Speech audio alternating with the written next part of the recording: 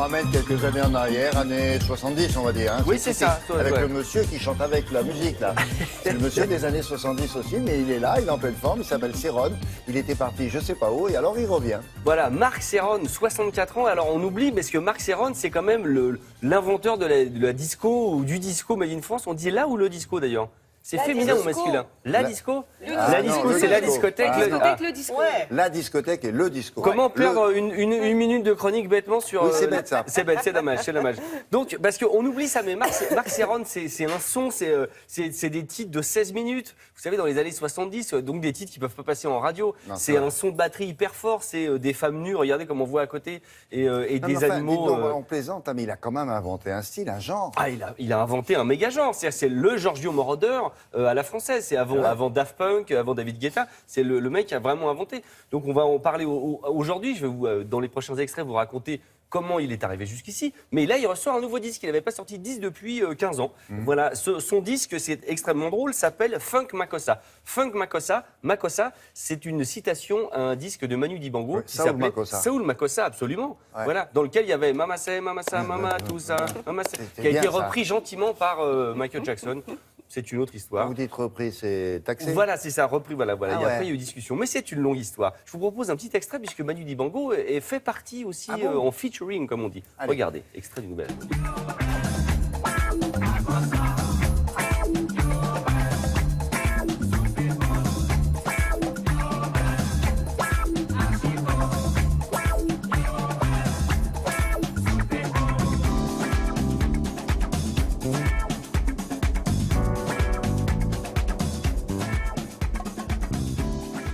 Ah oui, mais ça, comme on l'a déjà dit ici, c'est une musique pour les pieds, comme disait Jean-Jacques Goldman. C'est une musique pour danser. Voilà, alors c'est même techniquement de l'afrobeat, c'est-à-dire de la pulsation africaine. C'est-à-dire que vous avez une pulsation binaire occidentale. Alors, beat, vous l'écrivez B-E-A-T. Évidemment. Et afrobeat, c'est parce qu'à l'intérieur, vous remettez cette pulsation africaine qui fait tonk, tonk, tatak, tatak, tatak, tonk, et voilà. Et dessus, vous mettez. Hein. Refaites-toi pour moi. Non.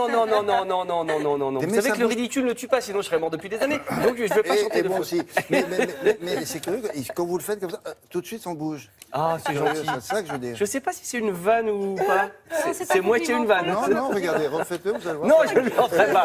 Regardez-le en replay, allez sur Plus. Non, mais franchement, tout ça a commencé comment? Justement avec de l'afrobeat. Parce qu'en 1972, il fonde un groupe avec un ancien producteur de Dalida et de Claude François. Le groupe s'appelle Congas. Voilà, à cette époque-là, tout le monde avait des cheveux et des cheveux et des cheveux noirs. Regardez bien, on peut serrer, non, on ne peut pas. Hein. Non, ça, parce que vu d'ici, on croirait un carnaval. On se dit, tiens, ils sont déguisés. C'est la bande à Basile qui sont habillés comme ça. Oui, c'est les vrais vêtements, quoi. Le père d'Alex et moi. Robert. Donc, vous savez quoi? Ils sont repérés par Eddie Barclay parce qu'ils jouent à Saint-Tropez. C'est eux qui ont inventé ce mélange de genres afrobeat. Alors, regardez bien, j'ai retrouvé les images d'Olina de l'époque. Vous allez voir, moustache et tout, ça classe.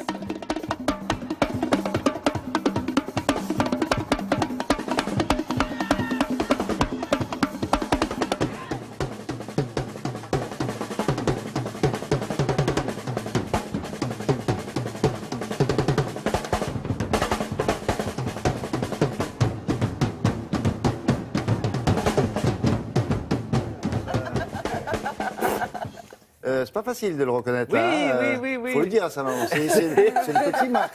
C'est ça, avec la moustache. C'était un batteur d'origine. Mais bien sûr, c'est un batteur. Mais vous écoutez pas la chronique, chef, ou quoi? Ouais. Non, je vous disais, il joue peut-être de plusieurs instruments. Non, il écrit des musiques, voilà. Ah, ouais.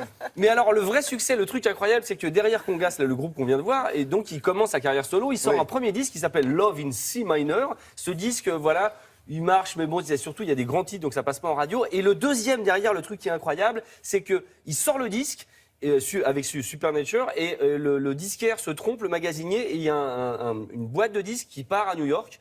Les gens prennent le disque, ils écoutent, ils disent c'est génial, et d'un seul coup son titre marche vachement bien aux États-Unis, enfin à New York en tout cas, et il apprend que le titre démarre, et c'est ça qui va lancer sa carrière. Une histoire de dingue. Regardez, j'ai retrouvé Supernature, ça vous connaissez, on l'écoute en One of the coolest things in my life was when I first heard Cerrone's music.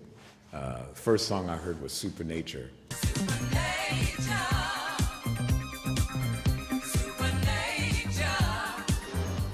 So I immediately grabbed up this record because it was really cool, had soulful R&B voices, and I see this white guy with this sort of like typical European haircut standing on the cover.